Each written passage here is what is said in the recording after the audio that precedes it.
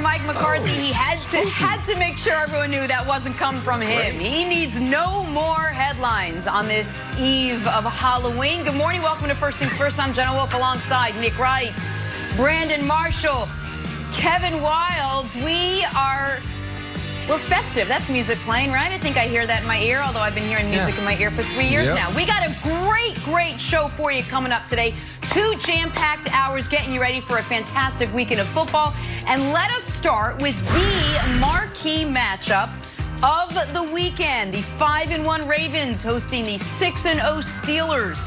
Surprisingly, the first head-to-head matchup between Big Ben and Lamar Jackson. What's on the line? Oh, I don't know. How about first place in a crowded AFC North? Brandon Marshall, my friend, we hand the reins over to you. Take us through the keys to the game. How do the Ravens take down the league's last undefeated team?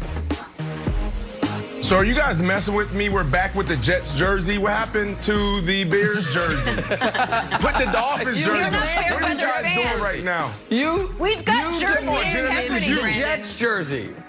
You demanded Did I say Jets jersey, I got a lot to say. Yes. Yeah, you did. Yes, you did. All right, look, listen. So you guys know that I picked the Pittsburgh Steelers to make it to the Super Bowl and lose to the Seattle Seahawks. So this is a big game for our boys. But for the Baltimore Ravens to get a win, here are the keys to their success, starting with Lamar Jackson in this offense. Lamar Jackson has to be 75% completing his passes with 0 interceptions. Last year, Nick, 3 interceptions. He had accuracy issues, and he struggled reading coverage. So it starts with Lamar Jackson. Number 2, what these wide receivers have to do, they have to get yak. Do you know what yak is? I'm sure you do. Yards after the catch. I need 100 yards after the catch because this defense do a phenomenal job of eliminating the big play. So we need to see slants and bubbles going for 15 yards, 20 yards, hell, taking it the distance. That's the way you're going to win this game. Because look what they did last week versus the Tennessee Titans and Derrick Henry stopping the run. This is what you do well. They're going to take that out. So you guys, if you want to win this game, you have to be efficient and you have to be really good in the passing game with yards after the catch. And the last thing, going to the defensive side, these guys thrive in chaos. They throw so many complex blitzes and disguises at you. So what you have to do is confuse Big Ben and not yourself, because the way they play defense sometimes backfire on them and they give up the big play. And Big Ben will expose you if you give him the opportunity. So this week, super simple. Those 3 things: Lamar Jackson, 75% throwing in the air, 0 interceptions, 100 yards yak, and confuse Big Ben and not yourself. It's great. All right, so I find all this really interesting, Brandon, and I think the Lamar stuff is probably the biggest key to this game, because an underrated storyline this season is, quite simply, Lamar's regressed from last year, particularly throwing outside the numbers where he's had no success whatsoever. But what I find most interesting about your keys is you usually approach the keys from a what the underdog must do to upset the favored team perspective. I don't think the Ravens are the underdog in this game. And not only are they not the Vegas underdog, I don't think they, even on a neutral field, necessarily would be the underdog. Baltimore has flown under the radar entirely this season. It's as if people watched them on national television get beat up by the Chiefs and they just wrote them off. The problem is, aside from that Chiefs game, not only have they won every game, aside from that Chiefs game, they have had 17-point fourth-quarter leads in every game. Now, Philly came back in garbage time. It wasn't quite garbage time. Philly came back to make it a game ostensibly late. But Baltimore has annihilated its competition.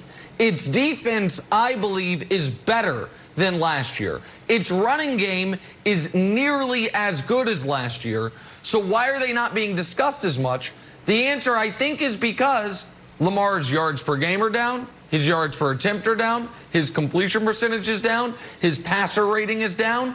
And he isn't having the wow plays through the air that he had last season to go along with the consistent wow plays with his legs and wilds. That, to me, is going to be potentially the deciding factor of this game. Nobody can run on Pittsburgh. Derrick Henry couldn't run on Pittsburgh. Nobody can run on Pittsburgh. And Mark Ingram's banged up a bit.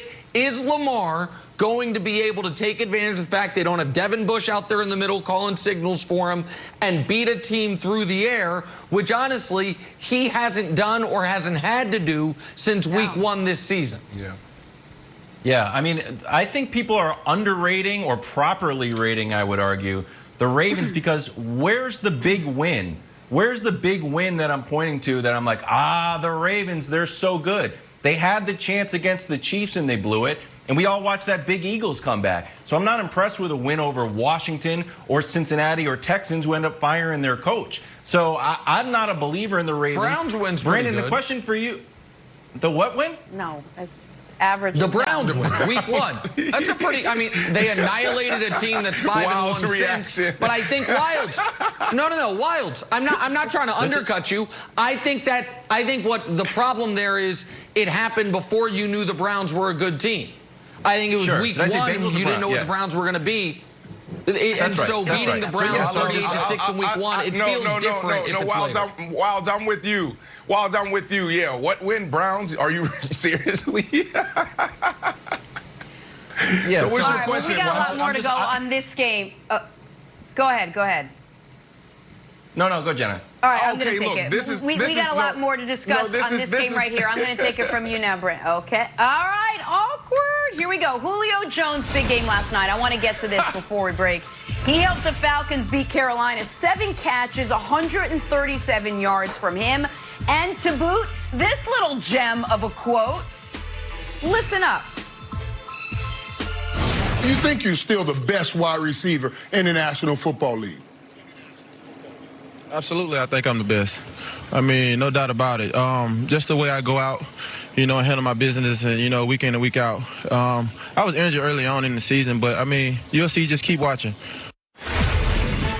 Julio Jones clearly still working on his confidence. Brandon, you in or out on Julio being the best wide receiver in the NFL? Come on, don't put me in this spot. Hey, I got to do life with these wide receivers. We got a little community going. Don't put me in this spot, Jenna. Look, last